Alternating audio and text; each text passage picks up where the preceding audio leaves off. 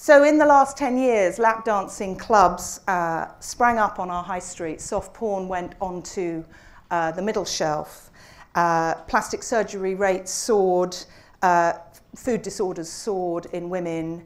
And so the body culture became centre stage, not in a good way. Why and how did feminism let this happen? What does that mean today for our generations, for our kids, etc.? Does porn culture matter? Some people are more than happy to say porn is irrelevant to this debate. To what extent has porn culture, if we do think it matters, affected women's role in public life, limited it, when arguably there are many pointers that say women are doing very well? In fact, in the British Journalism Review, Jane Moore, one of the celebrated columnists, has said, you know, it's official, there's no glass ceiling, it's over.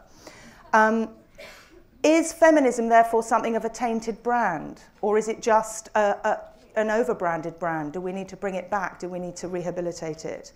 And finally, I think it's an important point, do we want to do anything as a result of the discussions this evening, or do we just want to have a very nice modern-day consciousness-raising group discuss? The title puts pornography and feminism in totally opposite camps, diametrically opposed to each other, which is exactly where they should be.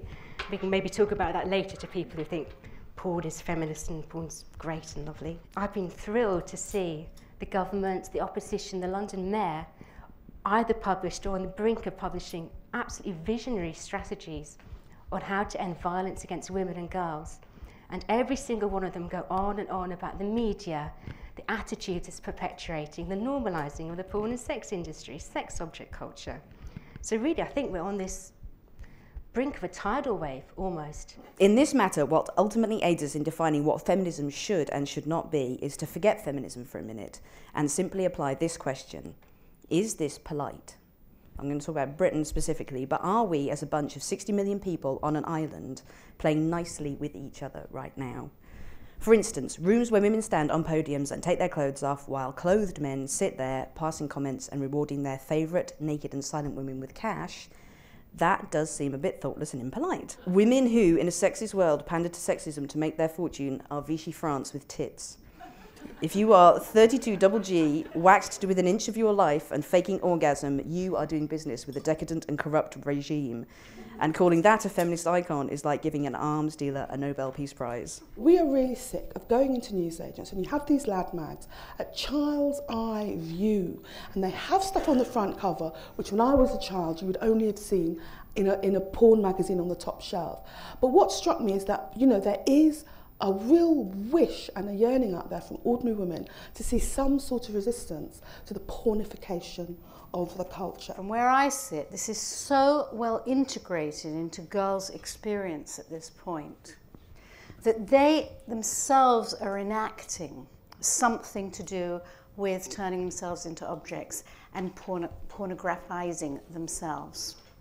And now that we have high heels for babies, we have websites, Hot or Not, you know, where you can rate yourself and be rated.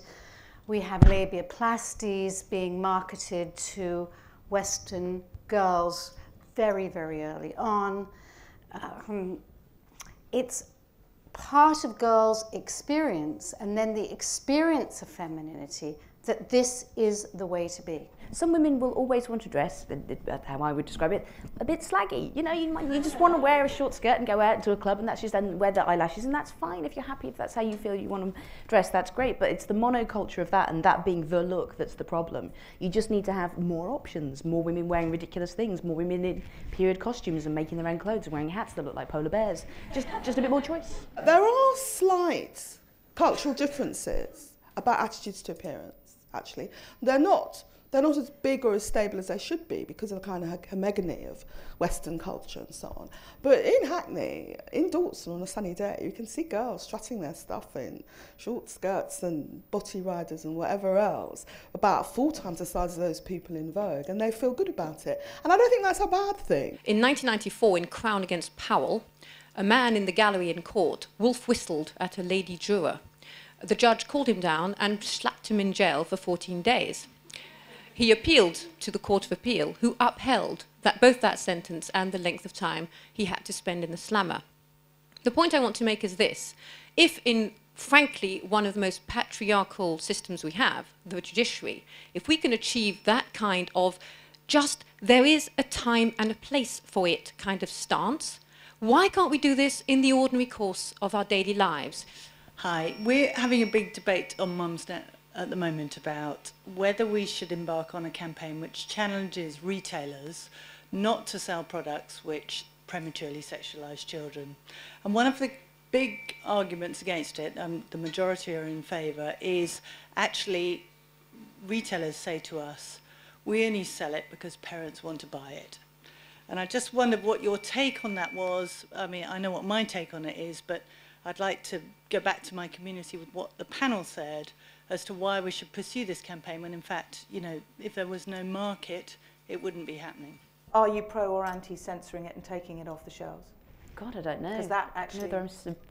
You want to I kind of wish people didn't make it in the first place. I certainly don't want to buy it, and I would hope people don't feel pressurised to do it. But I don't know.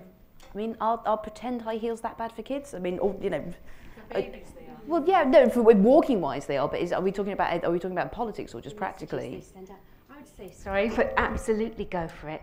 I don't know if you know, but W.H. Smith has recently withdrawn all the Playboy bunny pencil cases to little 8 and 9-year-old girls.